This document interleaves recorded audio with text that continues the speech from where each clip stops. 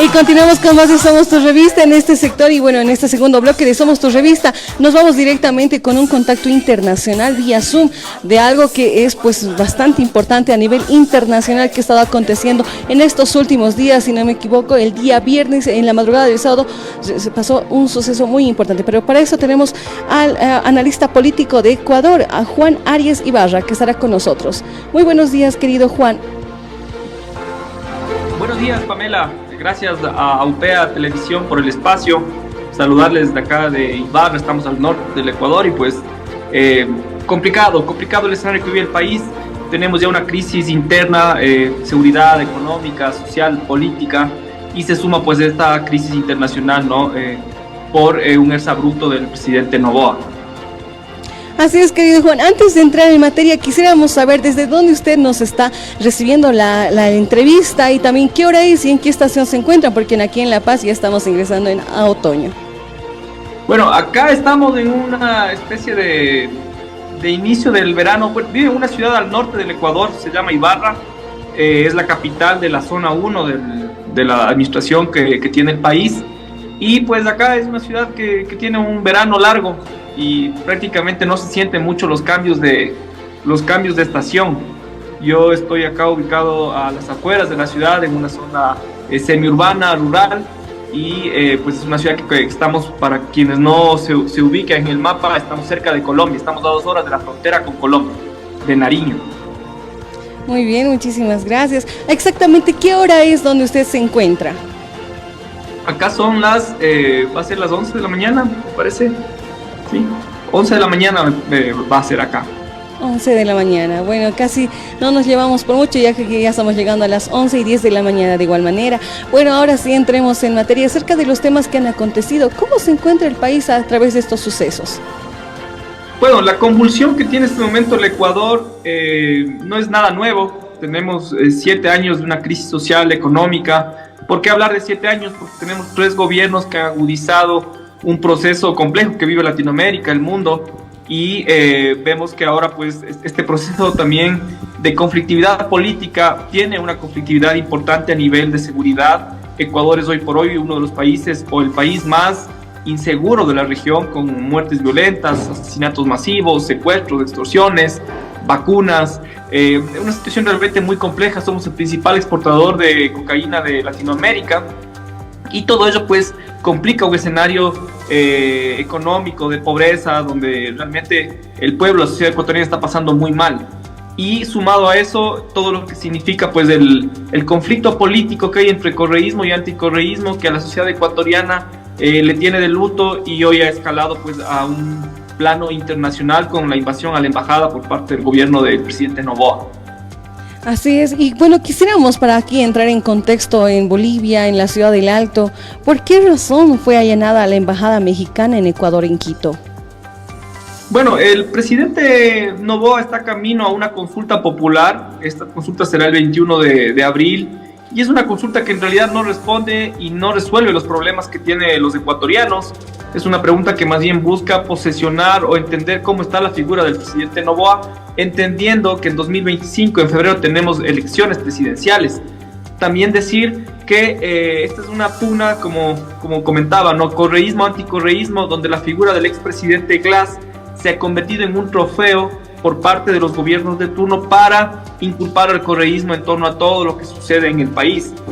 Es así que ha habido esta acción realmente, más allá de lo que significa la figura de Glass, que creo que habría que dejarla por fuera, para entender a nivel internacional lo que significa el haber invadido una embajada, el haber invadido suelo extranjero y sobre todo violando sin número de tratados internacionales. Ayer en la OEA hay un rechazo 29-1 al Ecuador y claro, eso significa pues también una crisis que podría agravarse en los próximos meses. Esperamos que no sea así. Muchísimas gracias, querido Juan. Bueno, ¿cómo intervienen las organizaciones internacionales en este aspecto?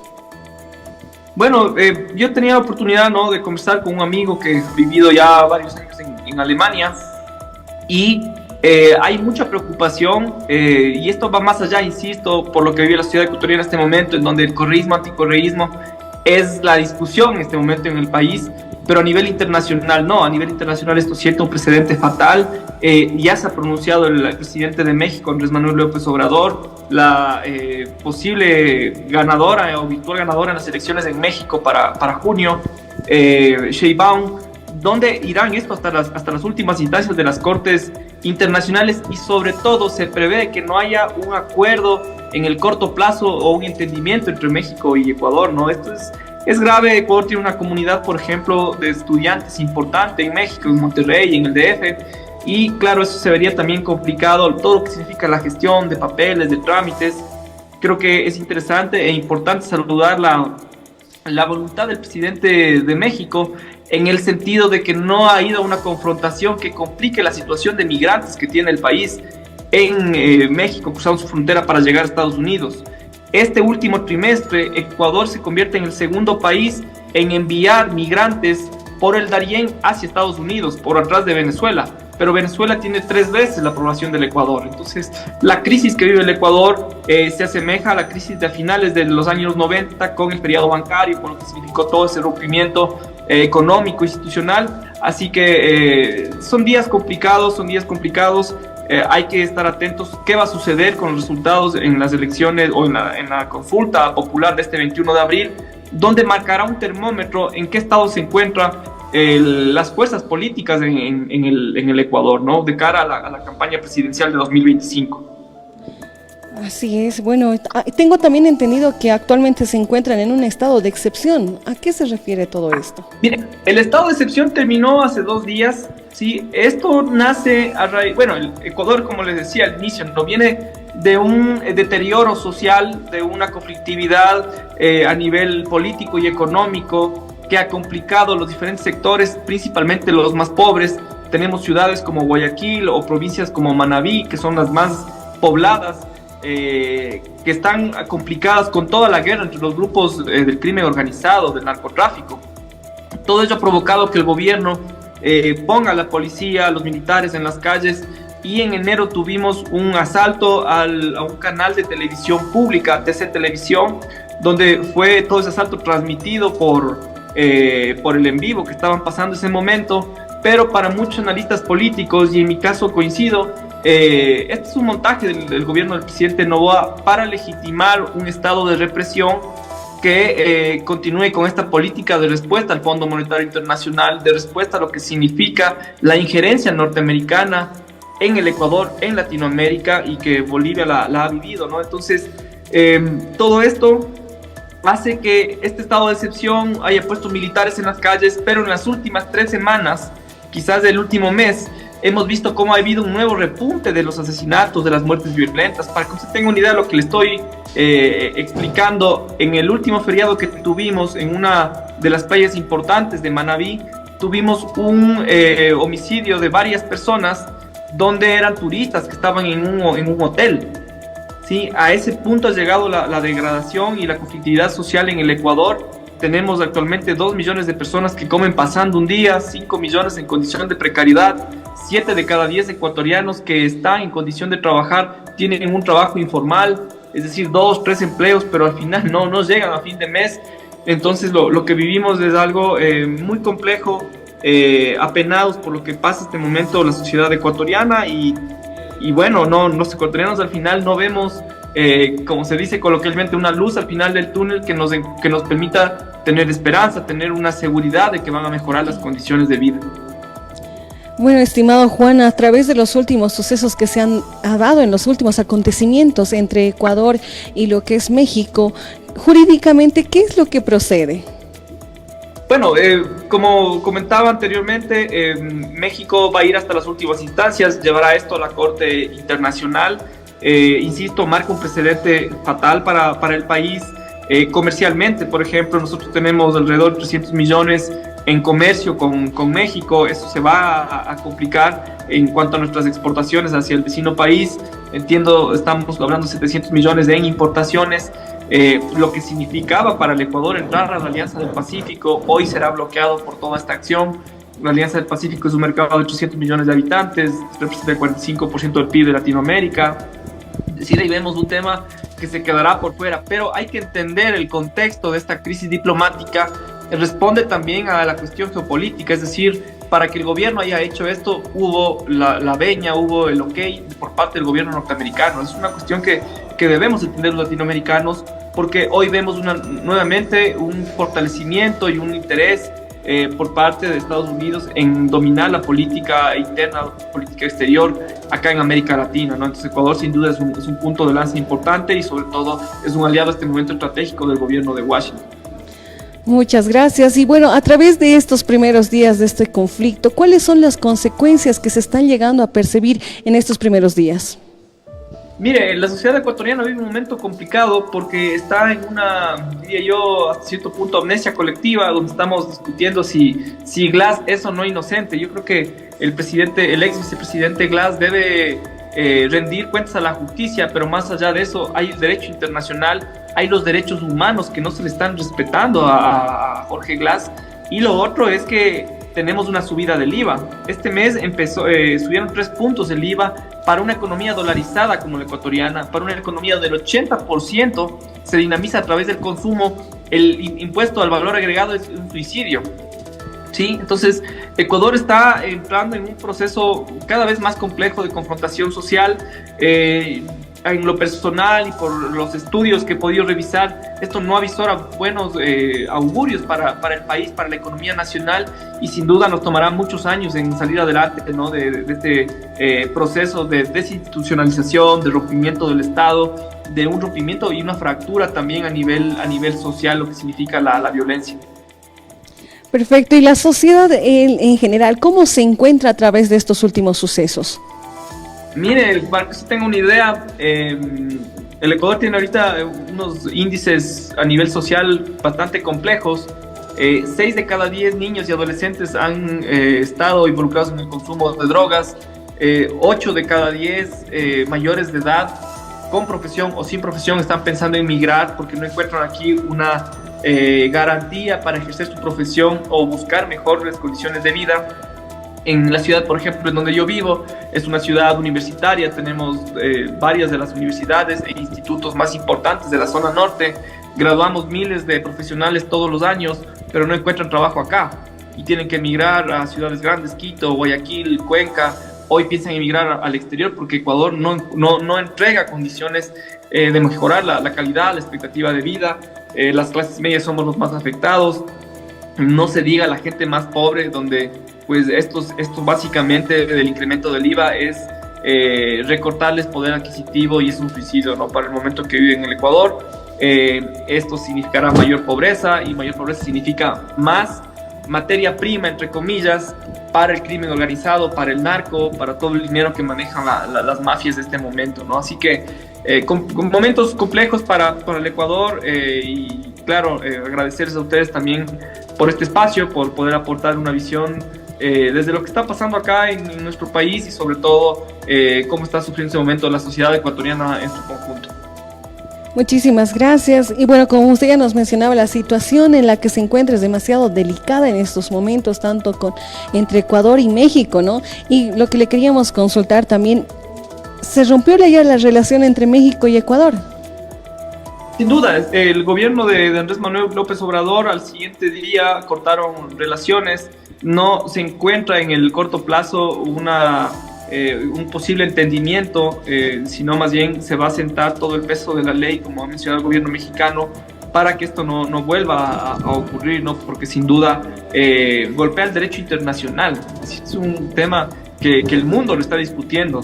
Y eso es bastante complicado, entender lo que significa geopolíticamente que México va a elecciones a finales de junio, entender que México este día domingo tenía el primer debate presidencial rumbo a las elecciones, entender la injerencia de Estados Unidos y lo que significa un gobierno como el de AMLO, o una continuación de un gobierno como el de AMLO para México, y teniendo ahí pues a su principal socio comercial como lo es Estados Unidos, ¿no? Y Canadá. Entonces, esta pugna de poderes a nivel interno, a nivel externo, va a continuar en Latinoamérica en los próximos años y veremos pues este tipo de complicaciones. Bolivia ya vivió esto con el golpe de Estado del 2019. Hay un avance del neofascismo por parte de ciertos sectores de la derecha ecuatoriana, representados en este momento por el presidente Noboa. Muchas gracias, querido Juan. Y bueno, para ponernos en contexto aquí en Bolivia, sabemos que el señor Jorge Glass es ex vicepresidente de la gestión 2007-2017, pero queremos saber quién es Jorge Glass a través de usted, por favor. Bueno, Glass es el hombre de confianza del expresidente Correa, fue uno de los ministros más sobresalientes, digamos, en su gestión, en lo que representaba para el momento de la época en la administración de Correa. Pasan los años, entra como vicepresidente de Correa y en su reelección a vicepresidente fue el vicepresidente de Moreno. Recordar que ya en 2018 o finales de 2017 hay el rompimiento del correísmo como tal, como movimiento, donde la pugna entre el presidente Correa y el expresidente Moreno se hace visible, rompe el movimiento y obviamente van hacia lo que significa la cabeza de Glass, porque entender que Glass es el hombre que ha sido linchado mediáticamente en gran parte o en la mayoría de su administración con el gobierno del presidente Correa, pero sin duda la Revolución Ciudadana como gobierno, pese a haber sido el único gobierno que en los últimos 50 años le haya resuelto los problemas estructurales o haya tratado de resolver al menos en algunas cuestiones los problemas estructurales del país, ha sufrido una persecución y también ha habido procesos de corrupción. Y obviamente ahí está involucrado el presidente Glass, pero claro, al final políticamente Glass termina siendo el trofeo de la disputa entre correísmo y anticorreísmo. También entender que en este gobierno interino, que entre comillas podría decirse del gobierno de Daniel Noboa o este gobierno de transición, el pacto entre el gobierno de Noboa, el Partido Social Cristiano, partido tradicional de las oligarquías de la derecha guayaquileña, y la Revolución Ciudadana pactaron en la Asamblea. Con el voto de la Revolución Ciudadana se han aprobado leyes nocivas para la sociedad ecuatoriana, ¿no? Entonces, esto políticamente marca un rompimiento desde el Ejecutivo, el Legislativo, y veremos una confrontación más grande en los próximos meses, por lo que significa todo lo que será la campaña electoral 2025. Contarle a ustedes, al mundo también, el presidente Noboa tiene actualmente una pugna con su vicepresidenta, a la cual le mandó a Israel a cumplir ahí pues disposiciones entre comillas, sino más bien la mandó a guardar a Israel. Hay esa pugna compleja con ella y el presidente Noboa hace unas semanas, bueno, digamos no el presidente, la Fiscalía ecuatoriana hace unas semanas apresó al hijo de la vicepresidenta por un caso de corrupción. Pero hay que entender que en el Ecuador en los últimos años se viene dando un lawfare. En Latinoamérica ha pasado en Bolivia, ha pasado en Brasil, donde detuvieron a Lula, estuvo casi 2 años preso. Todo eso ha significado que la justicia se utilice como un arma política, no como una cuestión de responderle a una transparencia que necesita el pueblo ecuatoriano. Entonces, en ese sentido, Glass va a ser ese trofeo, y ese trofeo, esa pugna que viene de cara a la consulta popular, que se prevé el presidente Noboa pierda esa consulta popular en 2 preguntas claves. Entonces, el Ecuador vive momentos complejos, porque en esta pugna no están respondiendo a la crisis que tienen, por ejemplo, los gobiernos seccionales, donde no les han asignado, no les han pagado presupuestos desde 2023, y eso pues es una carne de cultivo para que haya mayor confrontación social. Muchísimas gracias por ponernos en contexto acerca de quién es Jorge Glass, y tal vez antes de despedirnos nos podría poner en contexto cuáles son las acusaciones más graves de las cuales se le acusa al expresidente de Ecuador. Bueno, Glass es un hombre que en los juicios está comprometido con el caso Odebrecht principalmente. Entiendo ahora uno de los juicios que están inculpando es con la reconstrucción de Manabí por el terremoto en 2016. Pero bueno, hay que entender lo que tiene el Ecuador. Usted tiene un presidente o expresidente como Guillermo Lasso, que su cuñado Danilo Carrera está involucrado en un tema de corrupción con el narco y con muertes, por ejemplo, como la de Cherres, que era un hombre cercano al presidente Lasso, fue asesinado por medio de un sicariato. Hay la muerte del candidato Villavicencio, que viene dentro de ese gran círculo que empaña la política ecuatoriana con el narco. Entonces, usted tiene corrupción en la izquierda, en la derecha, en los diferentes partidos políticos, pero hoy el Ecuador vive una justicia selectiva que está yendo solo a los puntos que le son incómodos al gobierno. Entonces, eso está rompiendo aún más el tejido social, rompiendo aún más la urgencia que necesitamos los ecuatorianos de que haya un acuerdo político mínimo entre las agrupaciones políticas para zanjar estos problemas. Así que, sin duda, se viene un problema más a lo que vive el Ecuador, que es esta crisis diplomática a nivel internacional por el tema de México. Muchísimas gracias, Juan Arias Ibarra, analista político, como lo decíamos, desde Ecuador, nos hace este contacto vía Zoom para ponernos en contexto de qué es lo que ha pasado en Ecuador con México en este lamentable suceso. Muchísimas gracias, querido Juan, y pues te mandamos un gran abrazo desde Bolivia, desde UPA Televisión, un gran abrazo y esperemos que esta situación mejore en los próximos días, y de igual manera sabemos que esto va a seguir continuando y por favor te pedimos que nos estés manteniendo al tanto acerca de todos los sucesos que puedan pasar en estos próximos días. Muchas gracias a UPEA nuevamente por el espacio. Saludo pues al pueblo boliviano y sin duda estaremos pendientes para poder contarles cómo termina esta consulta popular que será el próximo 21 de este mes de abril. Muchas gracias, saludos. Hasta luego. Muchísimas gracias, querido Juan.